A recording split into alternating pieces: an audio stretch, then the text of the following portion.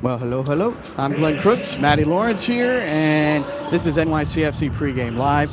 Normally, we start on time. However, there was a technical glitch, and we hope that you're able to hear us at this point. And we want to make our presentation here because New York City, this one, we've said must win a lot. One win in their last 17 matches, all competitions. Now, there have been 8 draws along the way. And most recently, in the opening round of Leagues Cup, this is match number 2 for New York City tonight, playing host to Toronto FC. It's Toronto's first match of these 3-team groups. And Atlas defeated the New York City FC at Citi Field on Sunday night 1-0. And we'll get to the disputed goal in a moment, Maddie. Toronto's last match was a 1-0 loss to the Chicago Fire. Toronto FC, it's no secret, along with Inter Miami, they have been bottom dwellers in the Eastern Conference pretty much all season long. Bob Bradley was fired mid-season. Michael Bradley, his son, still there, but not available tonight due to injury. In fact, Lorenzo Insigne, one of their rich guys, the Napoli guy, the guy who missed out on Napoli winning Serie A for the first time since forever, and is a Naples native, and he was in Toronto when it all happened. I don't know how he felt about that, but he hasn't felt so good about playing for Toronto FC. That's been obvious.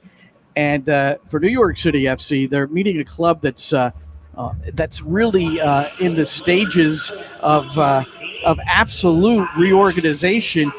They've traded away one of their top backs, Matt Hedges, today. Traded to Austin FC for a pretty significant amount of GAM. And Ayo Akinola, who started up front in that last game against Chicago, he was loaned to the San Jose Earthquakes a couple of days ago. So neither one of those figures will be here. We don't have the starters for Toronto yet, but Bernardeschi, the other Italian, they both came in together. We're not sure if he's available tonight. He missed the last game due to yellow card accumulation. I would assume he's available. I'm assuming he's going to be in the lineup. But so, Maddie, that's your lead-in. New York City. I mean, this is we talked about that through this competition. Maybe they could get out of the doldrums. Although it was 8 games unbeaten until they lost to Philadelphia. A lot of ties in there. We've both said that it's gotten better along the way, but just haven't been able to finish the opportunities. Yeah, and we keep saying the same thing week in, week out. Don't concede goals from set pieces. Don't make silly mistakes. Don't make individual errors. Let's see if you can score goals, and can you try and win a game, 1 in 17. There's only so long you can keep repeating yourself until you realise that at the moment NYCFC aren't a very good team. Everything we see in front of us with our eyes watching, and statistically speaking, that's what it is. And we talk about must-win games, Glenn, and tonight is a must-win game. And NYCFC are playing a dreadful team in Toronto, who have got probably a large amount of their best players aren't available. They've only won 3 games in MLS this season, 12.5% of their games, only scored 18 goals in 24 games. They're a bad team. We've seen it.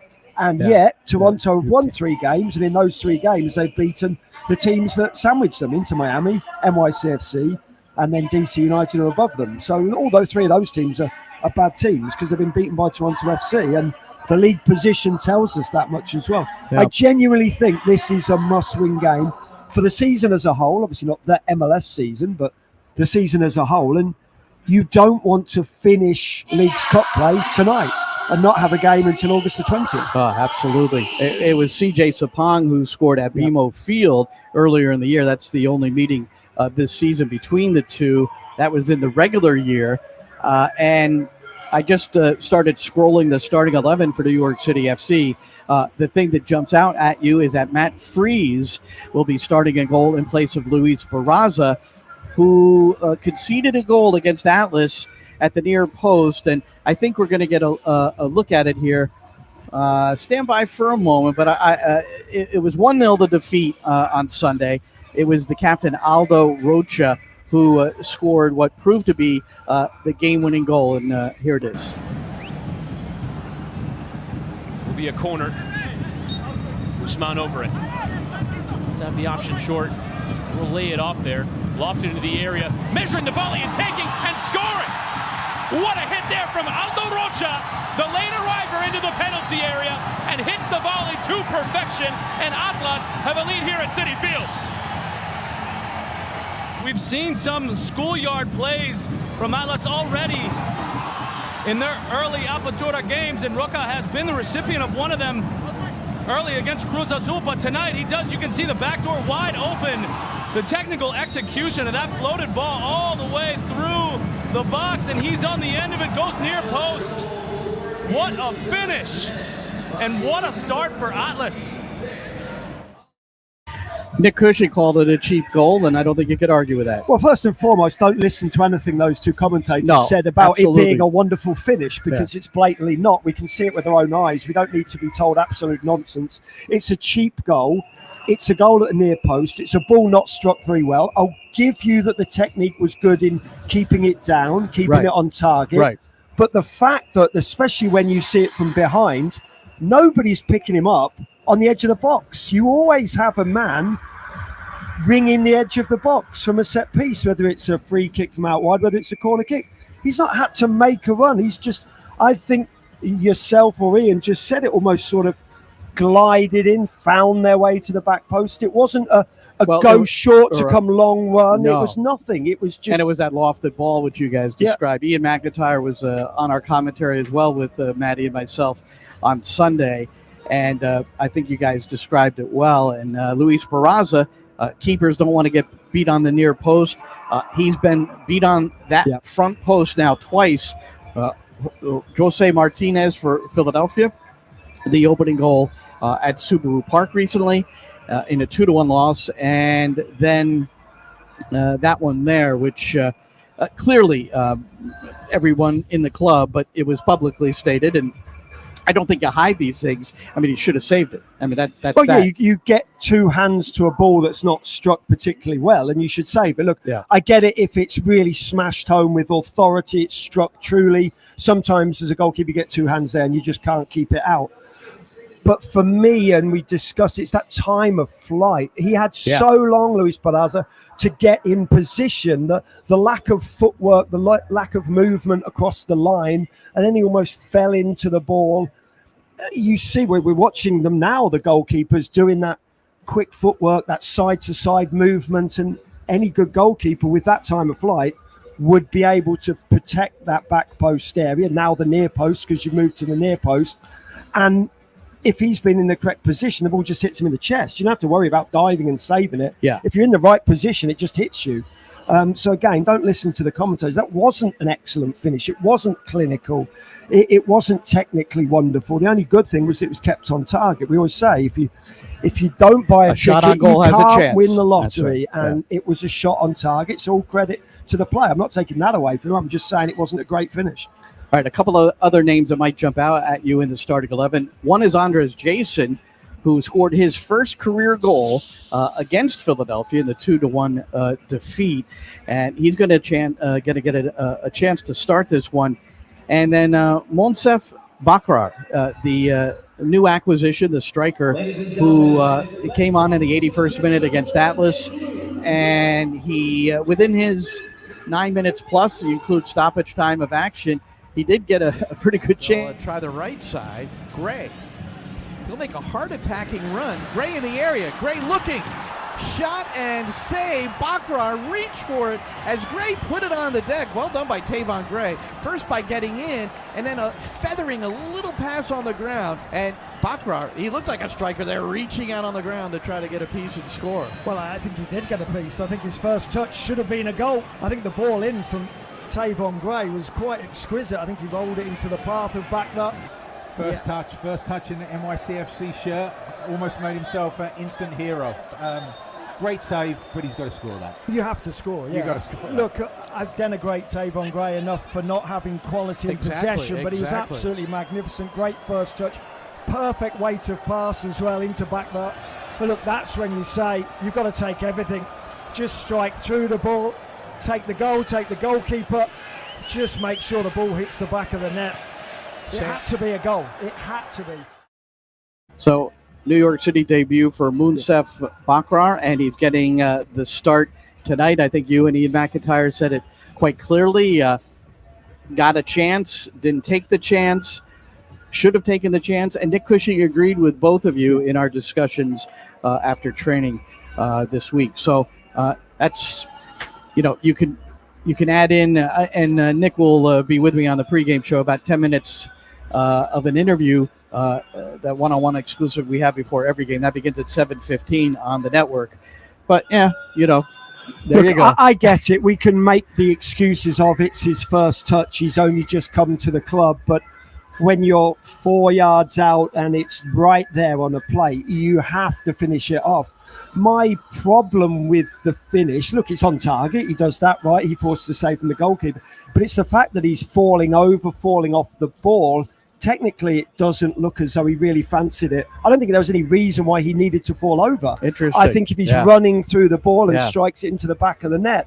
Look, and I'll stick with what I said about Tavon Gray, and I'm harsh enough on Tavon Gray and his technical qualities, but it was absolutely magnificent. The weight of pass was perfect. Took two defenders out of the game, and it should be it should be goal.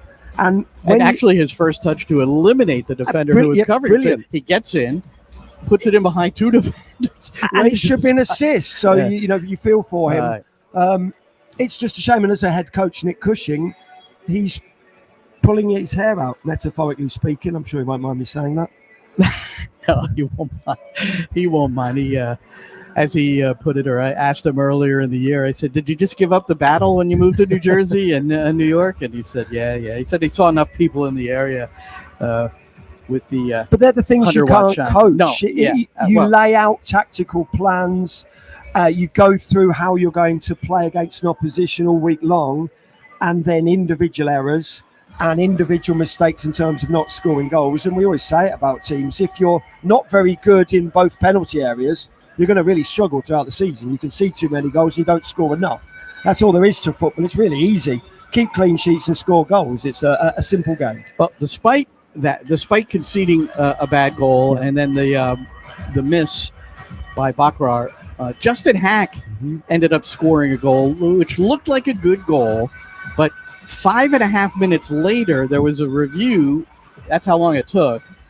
And eventually it was taken away, the goal by Justin Hack. So Nick Cushing has attacked this directly. No explanation from CONCACAF. They assigned the referees.